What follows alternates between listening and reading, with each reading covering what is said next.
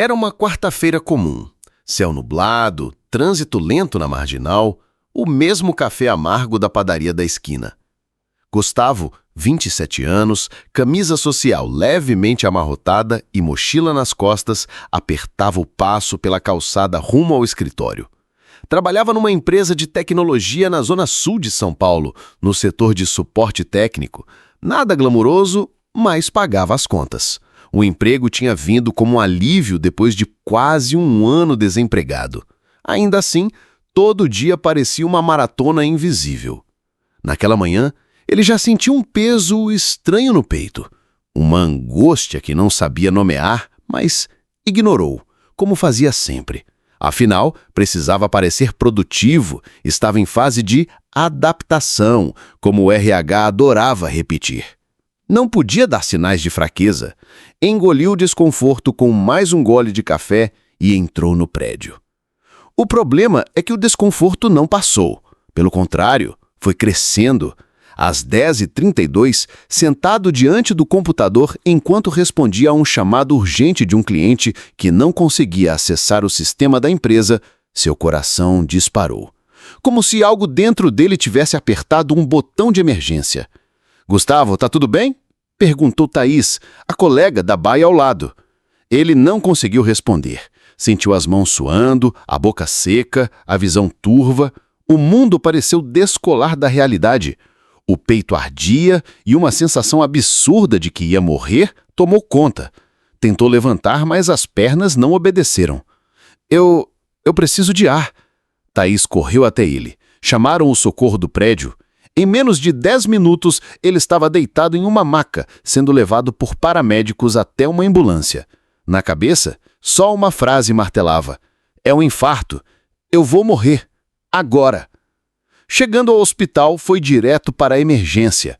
Os médicos fizeram eletrocardiograma, mediram pressão, glicemia, saturação, todos os exames normais. Nada de infarto, nada clínico grave, mas o corpo gritava. E Gustavo, entre lágrimas e confusão, mal conseguia entender o que estava acontecendo. "Gustavo, você teve uma crise de ansiedade aguda", disse o médico plantonista com calma após os exames. "Não é um infarto. Seu coração está bem, mas o seu emocional está em colapso." Ele não entendeu de imediato. Como assim ansiedade? Ansiedade era só nervoso, não? Um pouco de estresse. Ele achava que sabia lidar. Sempre soube. Desde a faculdade era o que mais ouvia. "Você é forte, aguentou tudo sozinho." Até aquele dia. No soro, com um calmante leve no braço, ouviu a palavra que nunca esperou escutar tão cedo: esgotamento. O médico continuou: "Seu corpo está dando sinais há tempos. Insônia, falta de apetite, dores tensionais, palpitações. Você ignorou todos eles, até que a crise veio com tudo. Seu cérebro entrou em pânico. Não é fraqueza, Gustavo. É sobrecarga." A ficha demorou a cair. Ainda às 11 do susto, ele ficou em observação por algumas horas. O pai apareceu na unidade depois que Thaís conseguiu contato. Gustavo quase chorou ao vê-lo. Fazia semanas que não se viam. O trabalho, o cansaço, a rotina, tudo era justificativa para o afastamento. De volta ao apartamento, com atestado de 5 dias em mãos e uma lista de encaminhamentos, psicólogo, psiquiatra, retorno clínico, ele se viu pela primeira vez em silêncio. Pela primeira vez em muito tempo, não tinha para onde correr. Ali, no sofá, ao lado de uma garrafinha de água e o celular vibrando com mensagens do grupo da empresa, ele finalmente se permitiu respirar fundo. Respirar de verdade. A crise tinha passado, mas deixado cicatrizes, invisíveis, e uma lição que ainda levaria tempo para ser absorvida. Gustavo começou a lembrar dos últimos meses, o ritmo frenético no novo emprego, a cobrança interna para ser o melhor, a necessidade constante de mostrar valor. A pandemia havia deixado sequelas silenciosas. Ele perdeu a avó, terminou um relacionamento de 3 anos e ainda assim seguiu em frente como se nada tivesse acontecido. "Não dá para parar, né?" dizia ele. "Tem que correr atrás." Mas ninguém ensinou a ele que até os que correm precisam descansar. Que força também é saber pedir ajuda. que o corpo cobra a conta quando a mente é ignorada. No dia seguinte, ele começou a procurar um psicólogo. Achou difícil encontrar horário, mas persistiu. Lembrou de uma amiga da faculdade que sempre falava sobre terapia. Mandou mensagem. Ela respondeu na hora. Que bom que você está indo atrás, Guga. Terapia salvou minha vida de verdade.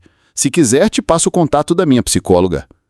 Marcou a primeira sessão para a segunda-feira seguinte. Pela primeira vez, sentiu que talvez houvesse um caminho, que talvez ele não fosse o único se sentindo assim. A psicóloga chamada Carla o recebeu com delicadeza e escuta. Ele demorou para se abrir, contou aos poucos, chorou pela primeira vez em meses. Contou do medo constante de fracassar, da exaustão silenciosa da pressão de ter que dar certo aos 27 anos. O que você sente não é frescura, Gustavo, é legítimo. É o resultado de anos reprimindo emoções e funcionando no automático. E tudo isso tem tratamento.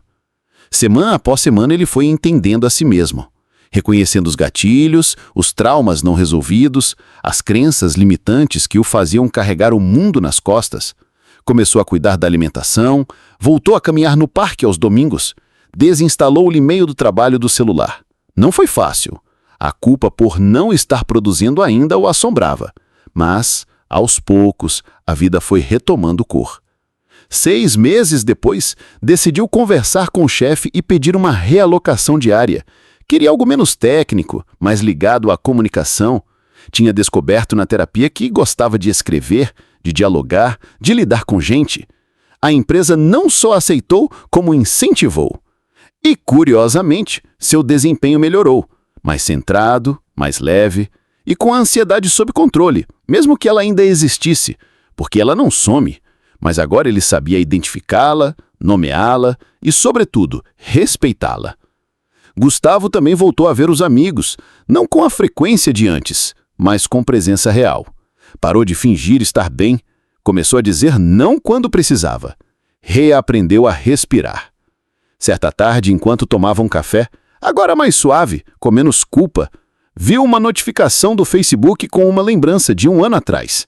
Uma foto sua, de terno, no primeiro dia de trabalho. Sorriu. Não era mais aquele Gustavo. Era outro, ainda em construção, mas mais consciente de si. Pegou o celular e escreveu uma mensagem no grupo da empresa, algo que nunca tinha tido coragem de fazer. Pessoal, queria agradecer pelo apoio de vocês naquele dia. Foi a primeira vez que o meu corpo gritou por mim, e eu escutei. Hoje, depois de terapia, mudanças e muito acolhimento, sigo mais leve. Se alguém aqui estivesse se sentindo sobrecarregado, procure ajuda. Não espere o corpo implorar como o meu fez. A gente não precisa dar conta de tudo. Cuidem-se. O silêncio foi seguido de emojis de apoio, corações e até mensagens privadas de colegas que também estavam passando por situações semelhantes. Um deles confessou: já fui parar no hospital também. Nunca falei sobre isso com ninguém. Obrigado. Naquela noite, antes de dormir, Gustavo olhou para o teto e sorriu. A ansiedade ainda existia, sim, mas ele já não era refém dela. Aprendeu a dialogar com sua mente, a acolher seu corpo e, sobretudo, entendeu que não existe força maior do que admitir que se precisa de ajuda, porque, no fundo, não foi o colapso que o quebrou, foi o silêncio. E foi justamente ao quebrá-lo que ele começou a se reconstruir.